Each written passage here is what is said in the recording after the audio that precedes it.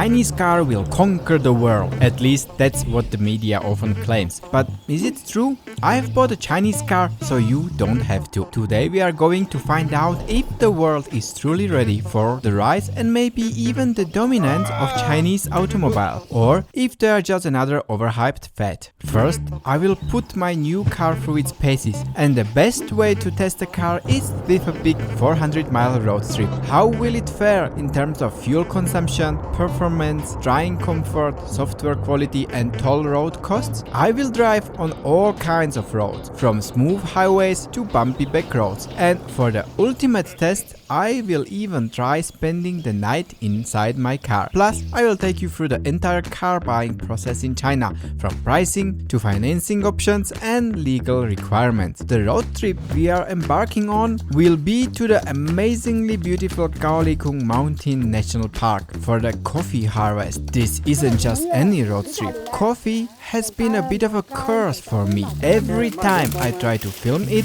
something goes wrong. Will this time be different? Firstly, I will start up. I have an application. I have never started a car through an application before. With this car, I really can take a lot of things with me because there is definitely enough space. Firstly, we have to get out of this narrow road. Actually, a few days ago, a car fell down into the fields here. And also, we will test the car consumption.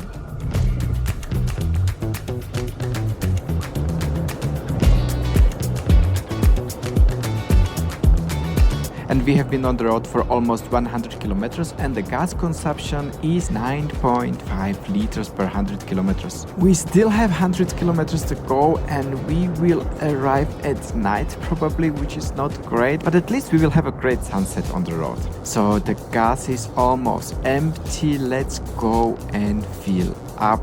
Where is the gasolina? This is for electric trucks, regular gas. 你要92加码92加满。对的，在这里付吗？还是要去里面？我扫你。好，我扫你一天。好，谢谢。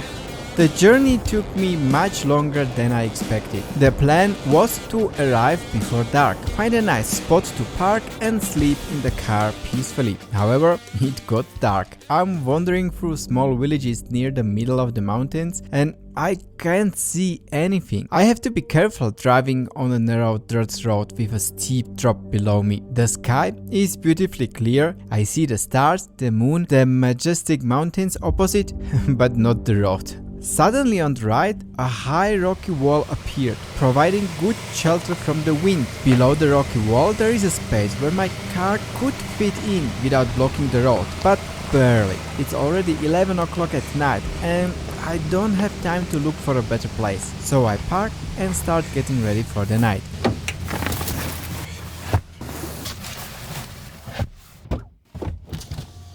请带好随身物品，锁闭车门。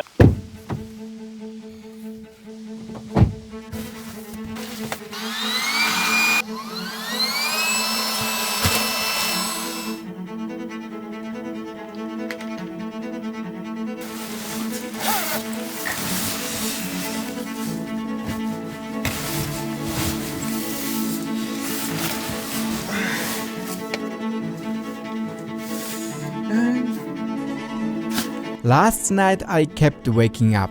I'm not used to sleeping in a car yet. I also didn't have a pillow, so my neck hurt all night. Finally, I was woken up early in the morning by the voices of the villagers around.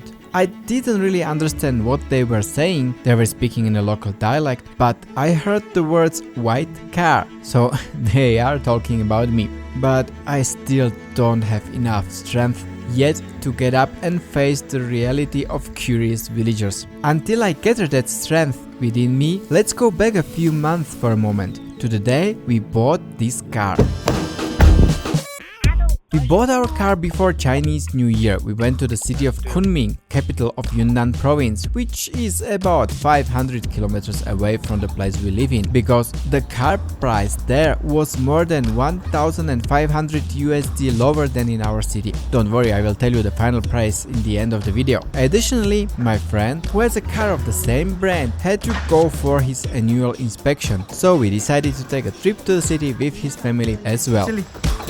来吃饭吃饭。吃干嘛？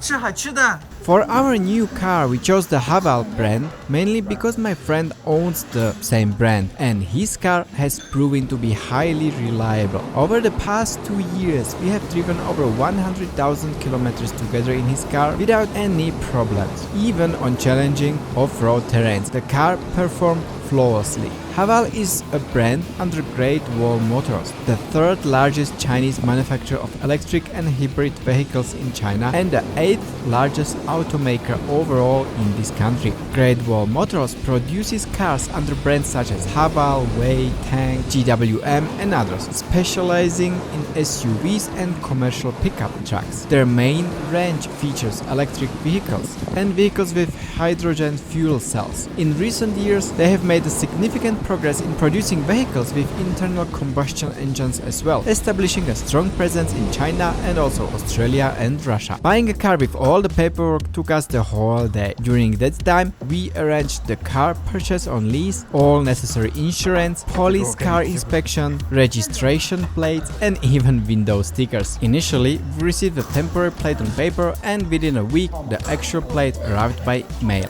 completing the acquisition of our new Haval H5.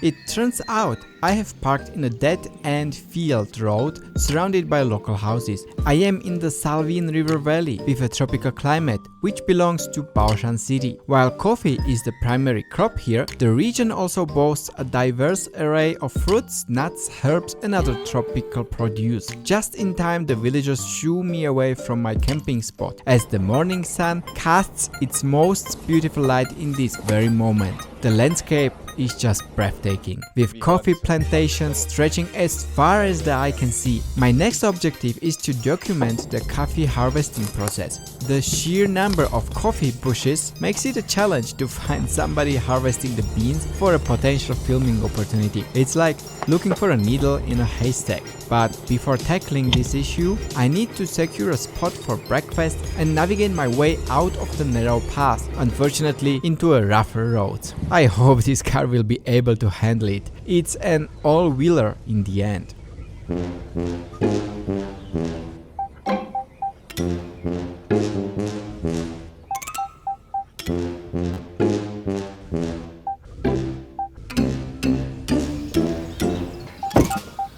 Wow. Wow. Wow, wow, wow. So this is the spot. It looks incredible. It seems like I couldn't wish for a better place. While I make myself breakfast here, we should also talk more about the car and its price. So as mentioned before, this model is Haval H5. It's a completely new model, released in 2023. Essentially it's a pickup truck from the same manufacturer, Great Wall Motors, but under different brand, converted into an off-road vehicle under the Haval brand. The dimensions, cargo space and wheelbase remained unchanged. What has changed is engine and of course the fact that they have enclosed the cargo space. The price of the car is 157,000 yuan and together with insurance, tax and all fees the total price is just under 180,000 yuan. It's the all-wheel drive version with a power of 165 kilowatts, a 2-liter engine with 224 horsepower. It has 8 gears, a maximum speed of 170 kilometers per hour and official fuel consumption of 10.3 liters per 100 kilometers. The car is 520 centimeters long, 183 centimeters high and 190 centimeters wide, weighs 2.5 tons and has a minimum ground clearance of 20 centimeters. It can be submerged in water up to 60 centimeters, has a 70-liter tank and seats 5 with an electronically controlled driver's seat. This car is also available with two-wheel drive, which is $205,000 cheaper, or with a diesel engine, which is $1,500 cheaper.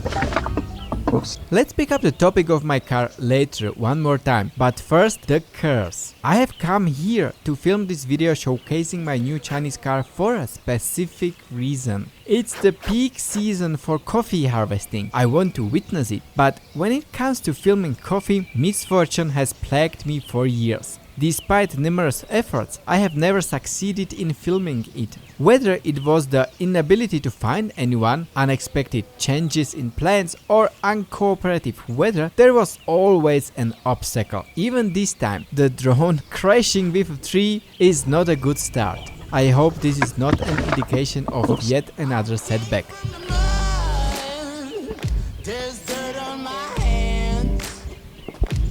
I slowly ascend the hill, searching for workers harvesting coffee beans. The scorching heat is killing me. As I start losing hope, suddenly I hear a vehicle approaching.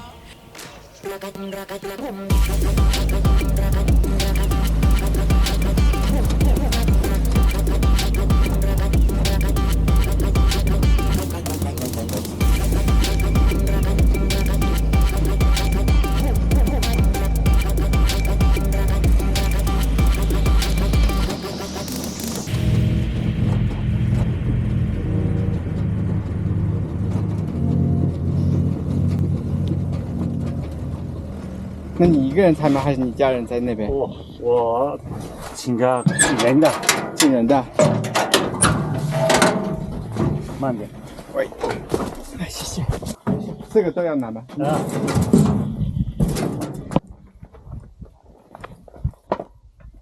今年气候气温较低，冻死了啊！那个黑黑的那些就是冻死了。哎，对，霜冻，就是有一点霜，一点霜就冻死了。嗯。啊，咖啡这么容易就不行了。哦。这是给他们带了午饭，是吗？他们在这点住。啊，他们在这里住。一般工人在这里要住几天？2月。2月都住在这里。先把它挂上，然后等一会儿他们来的时候，他们自己。不会坏吗？应该不会。应该不会。把盐。哎呀，撒盐。还要撒上一点。工人在这里2个月采豆子可以赚多少钱啊？3000一夜。3000一夜。嗯，公吃公住。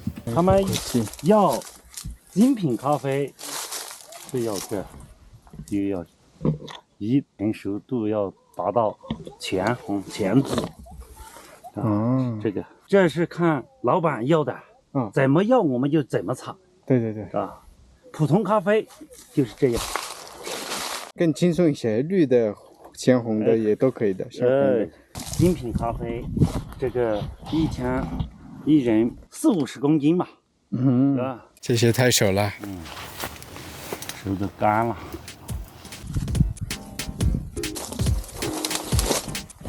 你穿着拖鞋没问题吗？没问题。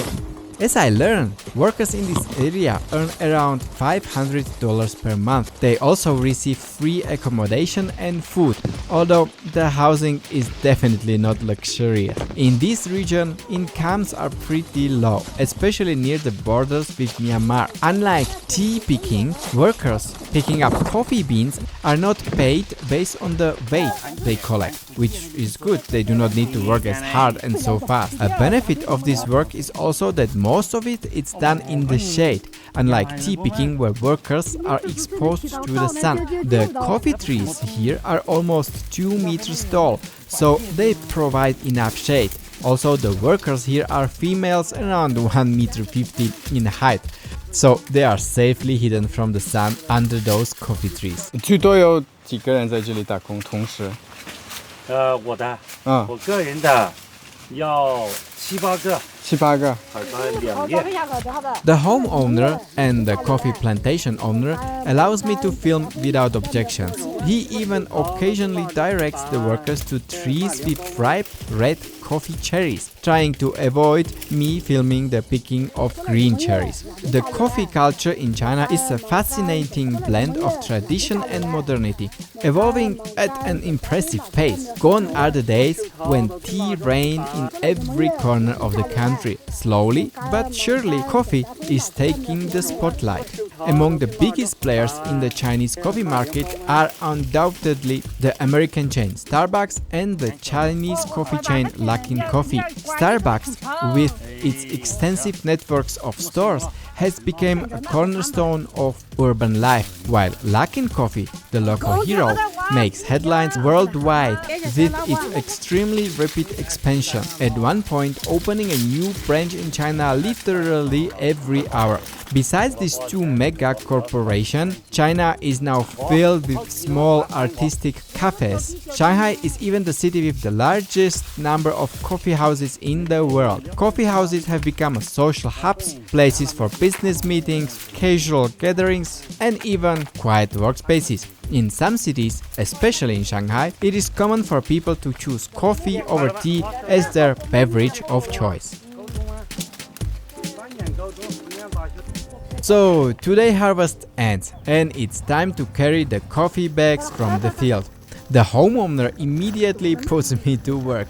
20 bags of coffee need to be carried from the bushes to the road.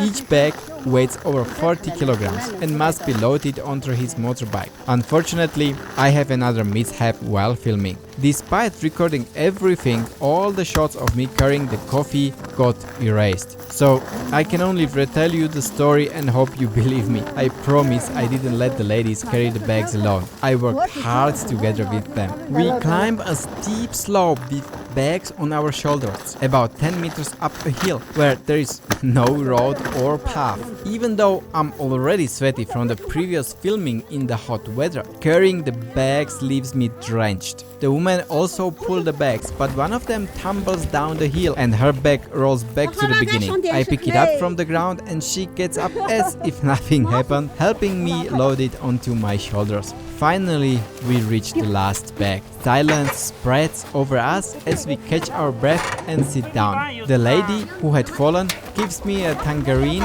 and the boss hands me half of a boiled corn. It's time to move on. 再见，你们慢慢吃，拜拜。这一段路太难走，你在后面跟着我慢慢开。漏水，笼子漏水。要放淋水，不放淋水太烫了。啊，你放水的。哎啊，哎，哦，坐这里。哎，哎呀。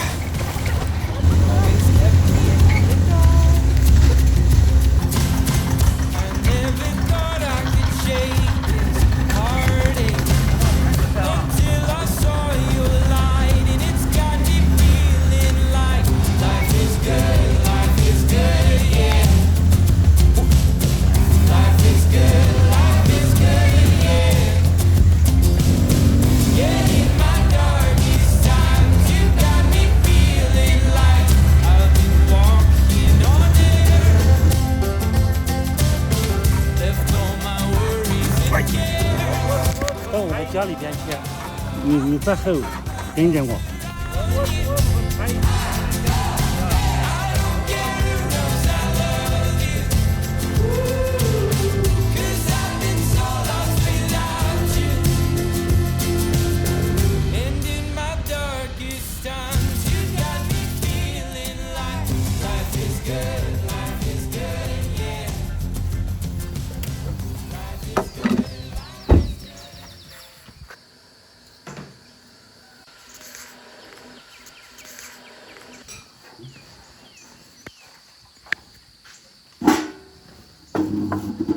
紫牛肉，辣子牛肉这个，对，自己做的，那牛肉也是自己养的牛，对，蔬菜也是自己养的，对对对，都是自己的东西最好。